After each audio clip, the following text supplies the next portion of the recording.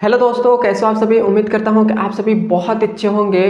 तो आज का वीडियो आप सभी के लिए बहुत ही ज़्यादा दिलचस्प और मज़ेदार होने वाला है, क्योंकि आज के इस नए वीडियो में हम क्लास 9th मैथ का जो हमारे पास चैप्टर नंबर दूसरा है बहुपद, उसका प्रश्नावली नंबर 2.1 का प्रश्न संख्या पहला और प्रश्न संख्या दूसरे को सॉल्व करेंगे, जो आपके एग्जाम के लिए बहुत ही ज़्यादा इंपॉर्टेंट है। और मेरा जो सवाल बताने का तरीका रहेगा वो थोड़ा सा हटकर अलग रहेगा।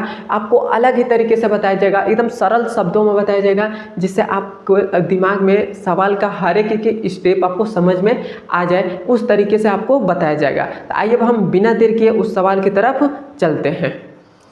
क्लास 9th मैथ का जो हमारे पास चैप्टर नंबर दूसरा है बहुपद, उसका प्रश्नावली नंबर 2.1 का प्रश्न संख्या दूसरा और प्रश्न संख्या पहला और प्रश्न संख्या दूसरे को सॉल्व करेंगे। आइए मैं आपको प्रश्न संख्या पहले को सॉल्व करना सिखाता हूँ। देखिए हमसे क्या कह रहा है कि निम्नलिखित पर बहुपद 5x माइनस का 4x स्क्वायर प्लस का 3 के मान ज्ञात कीजिए। और हमारे पास x का मान 0 दे दिया है, एक बार x का मान -1 दे दिया है। तो हमें क्या करना है, ये जो समीकरण हमें दिया है इसमें x के जगह पर एक बार हमें 0 रखना है और फिर से x के बाद x का मान हमें फिर से एक बार -1 रखना है। तो पहले तो हम x बराबर 0 रखकर इस समीकरण को देखते हैं।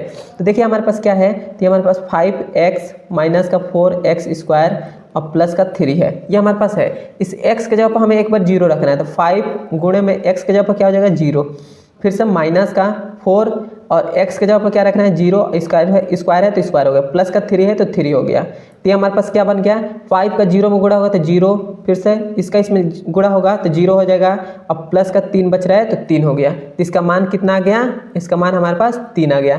तो ये हमारे पास इसका मतलब इस बहुपद का हमारे पास मान कितने ज्ञात हो गए, तो एक बार 0 रखने पर 3 ज्ञात हुए।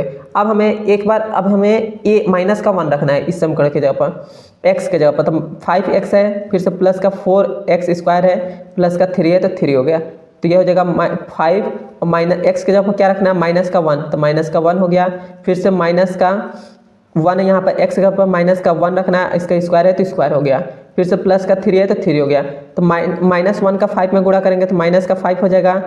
अब माइनस का 4 है तो 4 हो गया। अब 1 का स्क्वायर -1 का स्क्वायर करेंगे तो 1 हो जाएगा। फिर से प्लस का 3 है तो 3 हो गया। तो ये हमारे पास 5 माइनस का 5 और 1 का इसमें गुणा करेंगे तो हमारे पास माइनस का 4 हो जाएगा, प्लस में 3 है तो 3 हो गया। तो ये 5 4 कितना हो जाएगा, माइनस का 9 और प्लस में 3 है तो 3 हो गया, तो माइनस का 6 मिलेगा। तो हमारे पास x का मान यदि -1 हम इस समीकरण में रखते हैं, इस बहुपद में रखते हैं, तो हमारे पास मान कितना आता है, -6 आता है। यही हमारा आंसर हो जाएगा। अब हम इसके दूसरे नंबर सवाल को सॉल्व करते हैं। इसमें भी सेम टू सेम पहले नंबर सवाल के जैसा है। इसमें भी कह रहा है कि निम्नलिखित बहुपदों में से प्रत्येक बहुपद के लिए p बराबर 0, p और 1, p0, p1 और p2 ज्ञात कीजिए। मतलब हमें क्या कह रहा है कि ये जो हमारे पास ये जो y का मान हमें एक बार 0 रखना है, एक बार इस y की जगह पर 1 रखना है, इस y की जगह पर एक बार 2 रखना है।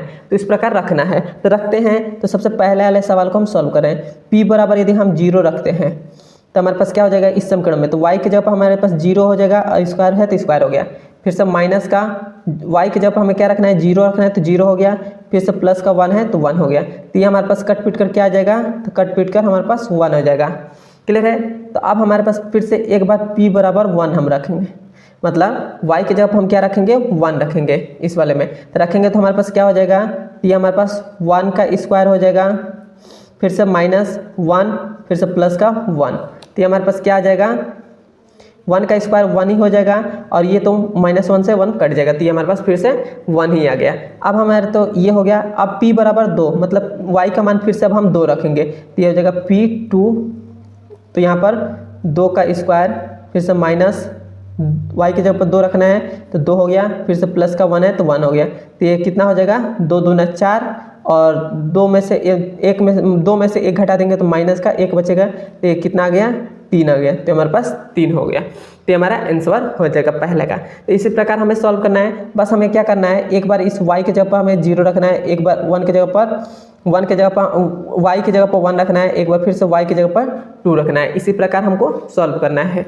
अब मैं बात करूँ इसके, तो इसमें भी हमें क्या रखना है, एक बार t की जगह पर 0 रखना है, फिर से t की जगह पर 1 रखना है, फिर से t की जगह पर 2 रखना है। इसी प्रकार हमको रखना है। तो इसको आइए मैं रख कर आपको बताता हूँ। तो देखिए हम क्या करेंगे, p बराबर 0 ले लेते हैं।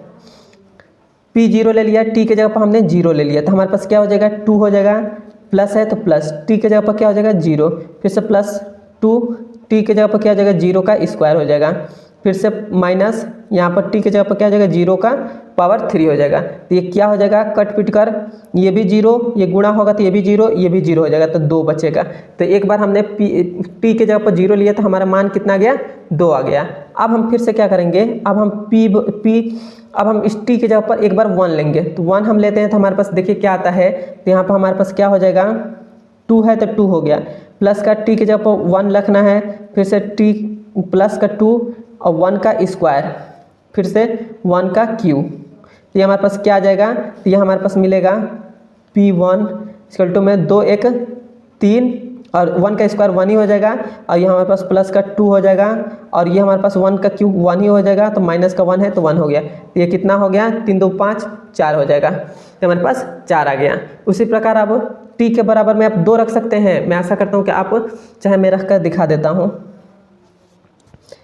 P2 2 रखते हैं तो इस समीकरण में तो क्या हो जाएगा 2 प्लस का टी का जगह पर 2 हो गया, फिर से प्लस है तो प्लस, फिर से 2 और टी का स्क्वायर है तो 2 का स्क्वायर, फिर से माइनस टी का मतलब 2 का क्यू, ये क्या हो जाएगा 2 प्लस का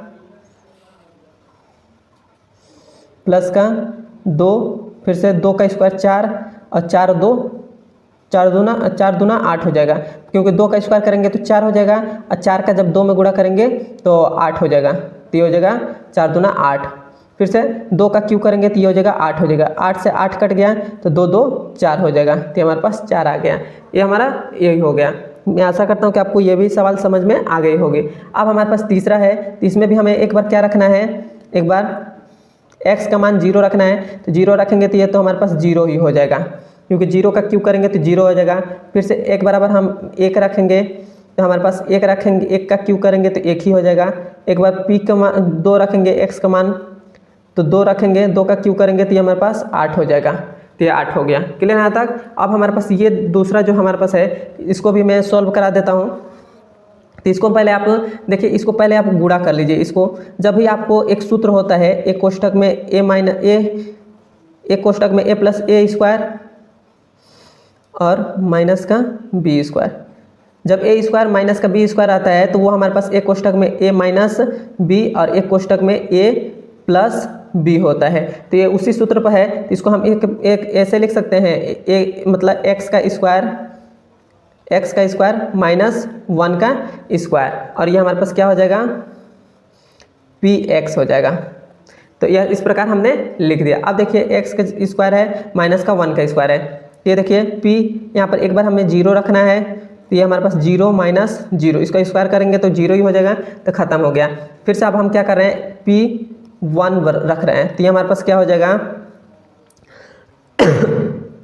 1 रखेंगे तो यहाँ पर 1 का स्क्वायर 1 ही हो जाएगा, और फिर से यहाँ पर 1 का है तो 1 हो जाएगा, तो ये क्या हो जाएगा, ये भी 0 हो जाएगा, कट जाएगा तो 0 हो जाएगा, क्योंकि 1 में से 1 घटा देंगे तो 0 आ जाएगा। अब हम क्या करेंगे, p 2 रखेंगे x का मान, तो 2 रखेंगे तो ये हो जाएगा 2 का स्क्वायर माइनस का 1 का स्क्वायर, 2 का स्क्वायर 4 और 1 का हमारे पास हो जाएगा 1 ही हो जाएगा, तो ये हमारे पास क्या गया 3 आ गया, तो हमारे पास आंसर 3 हो जाएगा। तो ये हमारा आंसर हो गया। यहाँ तक आपको समझ में आया तो मुझे कमेंट में बता दीजिए, और वीडियो आपको कैसा लगा है, यदि अच्छा लगा है तो अपने दोस्तों के पास ज़रूर शेयर करिएगा, और मेरे चैनल पर नए हैं तो मेरे चैनल को सब्सक्राइब कर दीजिएगा। अब हम मिलते हैं इसके अगले नंबर वीडियो में। धन्यवाद।